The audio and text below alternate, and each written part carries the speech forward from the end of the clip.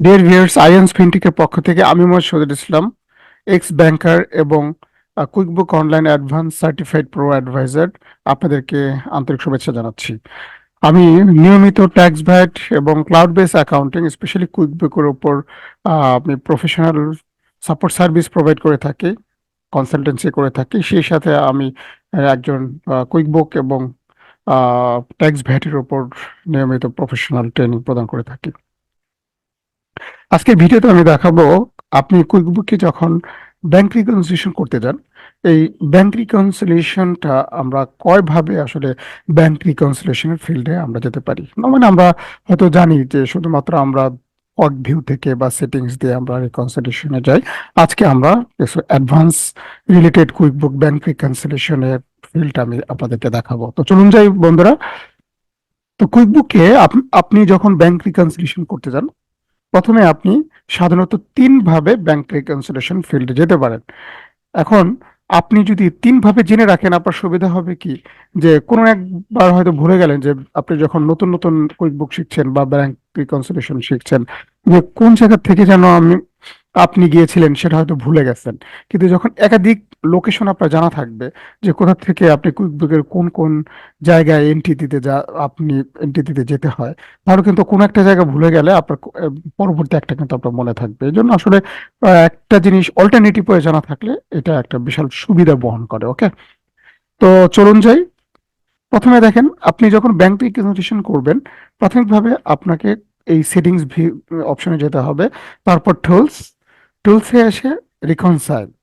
রিকনসাইলে যখন আপনি ক্লিক করবেন, এখানে এসে আপনি আপনার কাঙ্ক্ষিত ব্যাংকের ব্যাংক রিকনসিলিয়েশনটা কিন্তু করতে পারবেন। ঠিক আছে, এখানে এসে যখন আপনি আপনার কাঙ্ক্ষিত বা রিকনসাইলটা করবেন, তখন আপনাকে কিন্তু যে ব্যাংকের রিকনসিলিয়েশনটা আপনি করছেন, ওই ব্যাংকটা আপনাকে সিলেক্ট করে নিতে হবে।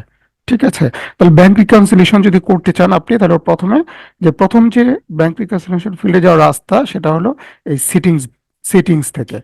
ঠিক আছে, এটাকে আমরা কগ নামেও চিনি। ওকে, কুইকবুকের ভাষা এটাকে অনেকে আবার কগও বলে। তাহলে আমরা কগ বা সেটিংস থেকে আমরা এই কুইক বুকের ব্যাংক রিকনসিলিয়েশন ফিল্ডে আসতে পারি। ঠিক আছে, এবার আমি দেখব অন্য একটা পদ দিয়েও আমরা কুইক বুকের এই ব্যাংক রিকনসিলিয়েশন এই শিটটায় আসতে পারি বা ফিল্ডে আসতে পারি। সেটা হলো এই ট্রানজাকশন। আপনার বাম পাশে যে আইকনগুলো রয়েছে কুইক বুকের এন্ট্রি আইকন, এই আইকনের এখানে এসে আপনি ট্রানজাকশনসে ক্লিক করবেন।